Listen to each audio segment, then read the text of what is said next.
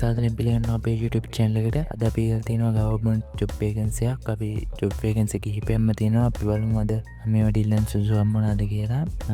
vacancy එක තියෙන National Dangerous Drugs Control Board දෙකේ තමයි මේ vacancy තියෙන. government vacancy 30කට අධික ප්‍රමාණයක් තියෙනවා. අපි බලමු මේවට ඉල්ලන සුදුසුකම් ඉදුම් කරන්නේ කොහොමද කියලා. පළවෙනිටම අපි application එක download කරන්න පුළුවන්. advertisement එක download කරගන්න පළවෙනි මෙතන සිංහල application කියලා තියෙනවා. අන්නේ click කරන්න. click කරාම මෙන්න මේ වගේ ඔයාලට PDF එකක් open වෙයි. ඒක download කරන්න ඔයාලා.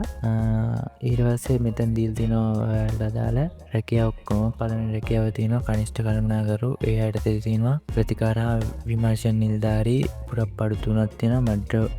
මද්‍රව්‍ය අධ්‍යාපන හා තොරතුරු නිලධාරී රැකියා පුරප්පඩු 5ක් තියෙනවා. ඊට අමතරව බලාත්මක කිරීමේ ක්‍රියාත්මක කිරීමේ ව්‍යාප්ත නිලධාරී තනතුරු ඒ යටතේ තියෙනවා vacancy. සහකාර මද්‍රව්‍ය අධ්‍යාපන හා තොරතුරු නිලධාරී රැකියා පුරප්පඩු 5ක්. කළමනාකරන සහකාර තාක්ෂණික තොරතුරු සඳහා උපදේශක සහකාර රැකියා පුරප්පඩු 30ක් තියෙනවා.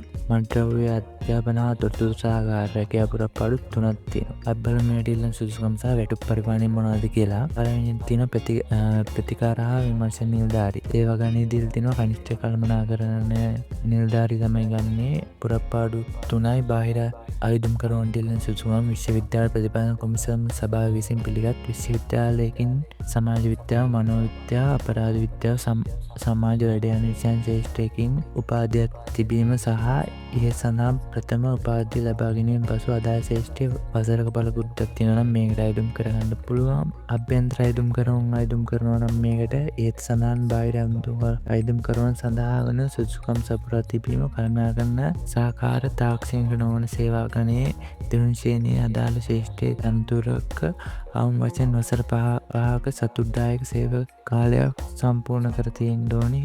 හෝ කළමනාකරන සහකාර තාක්ෂණික සේවා ගණයේ දෙවන ශ්‍රේණිය අදාළ ශ්‍රේෂ්ඨ තනතුරක අවම වශයෙන් වසර 5ක සතුටුදායක සේවා කාලයක් සපුරා තියෙන්න ඕනි කියලා තියෙනවා.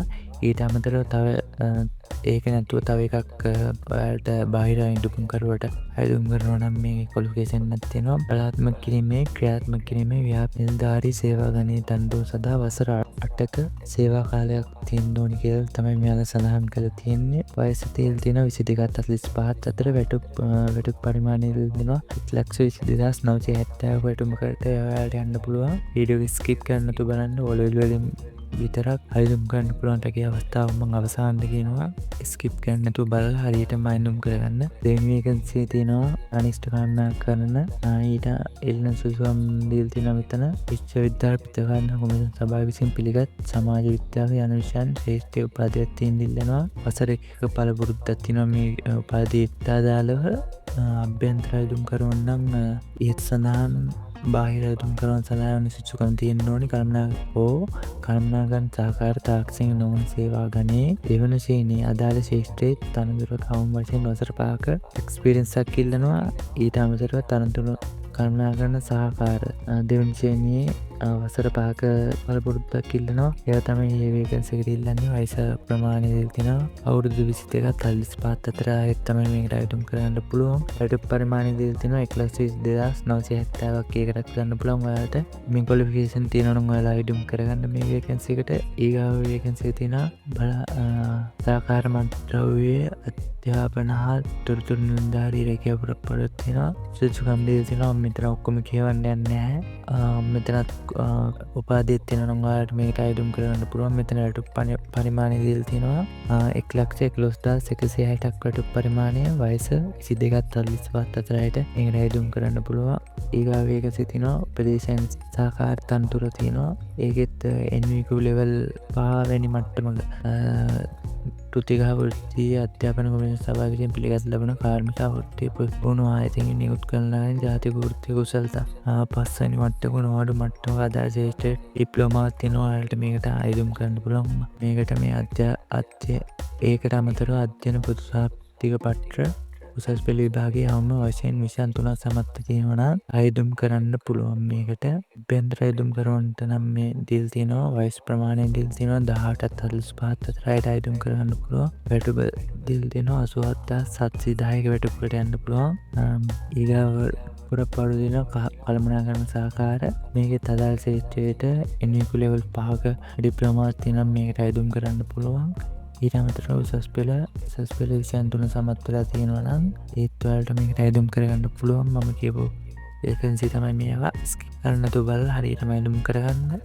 ඊට අමතරව දීල් තියෙනවා අභ්‍යන්තර සමාන වැටුප් පරිමාණය දීල් තියෙනවා 87,710. ඒ වේකන්සි ටික තමයි තියෙන්නේ. ඔයාලට මේකට අයදුම්පත් ගාස්තුවක් ගෙවන්න ඕනේ. මෙතන සඳහන් කරලා තියෙනවා යාලා අයදුම්පත් ගාස්තුව රුපියල් 500ක අයදුම්පත් ගාස්තුවක් ගෙවන්න ඕනේ ඔයාලා.